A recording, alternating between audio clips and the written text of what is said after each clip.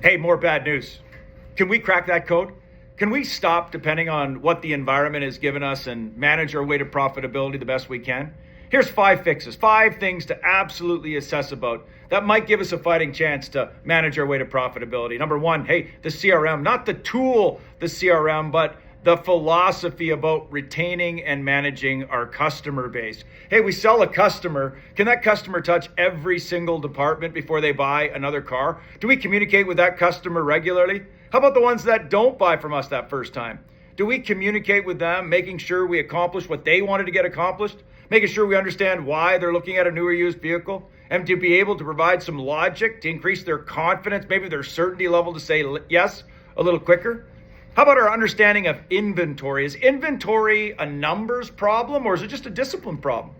If we had a sales strategy, either in service or in sales, maybe even in parts, to manage some of that inventory that doesn't fly off the shelf, instead of waiting for it to disappear on its own, is that something that we might be able to get ahead of if we looked at it, discussed it every day? Not just discuss the number, but when we see the number, discuss the things that are influenceable and predictive of change.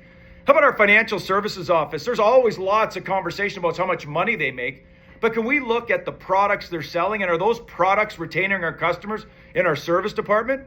Are we mitigating some opportunities for difficult conversations if we're not forensically managing that? What are we doing to make sure customers come back? And when they do come back, how about the next thing? The focus on our customer pay labor.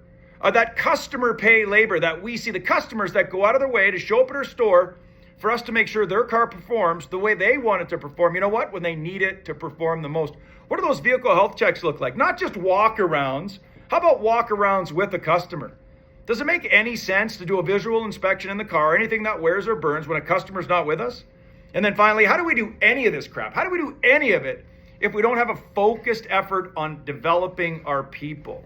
If we want a powerful greeting when somebody comes in our service department, letting them know that our job is to get them all the information, making sure the service or repair they're looking for is absolutely perfect, let them know that they'll be empowered to make the decision because they'll know why. If we do that every time, could that just change the way we do business? Could that be as big a disruption as maybe some of the AI components we're dealing with now?